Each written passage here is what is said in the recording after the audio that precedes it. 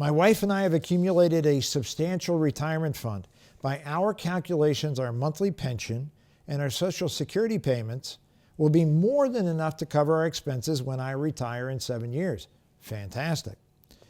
We went through a lot of emotional pain in 2008 when the stock market tanked. We felt a great deal of that same pain earlier this year when the stock market dropped so much. We won't need income from the money, but we absolutely don't want to see it cut in half again when we're this close to retiring.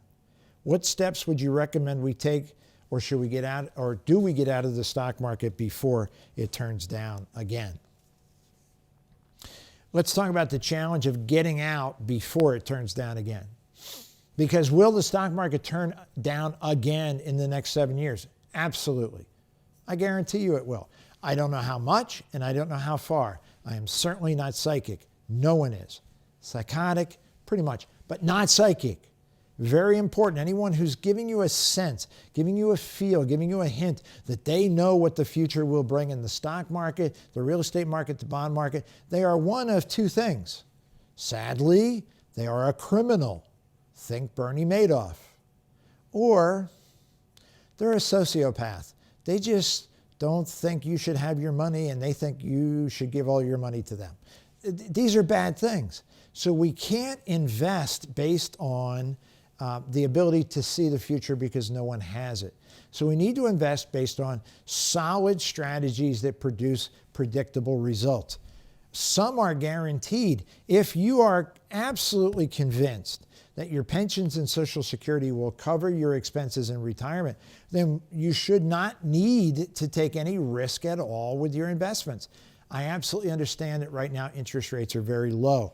Even on annuities, fixed annuities, they're at 2.5, perhaps 2 3/4. Not very high at all. You don't need a high rate of return. So in your heart of hearts, if you're saying, I simply want to get rid of risk, easily done. Those are called banks, credit unions, CDs, perhaps money markets. They have a tiniest fraction of risk. Perhaps guaranteed annuities, again, tiniest fraction of risk.